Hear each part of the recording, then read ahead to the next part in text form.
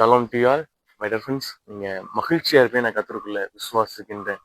இந்த நேரத்துல நீங்க உங்களுடைய காரியங்களை குறித்து, உங்களுடைய இந்த நாளை குறித்து, ஒருவேளை இதுல உள்ள தேவைகள், ஒருவேளை கடந்த நாட்கள்ல இருந்து வருகிற ஒருவேளை சோதனைகள், பலவீனங்கள், ஏதோ ஒன்றை குறித்து நீங்க பயந்து கலங்கி கொண்டிருக்கீங்களா?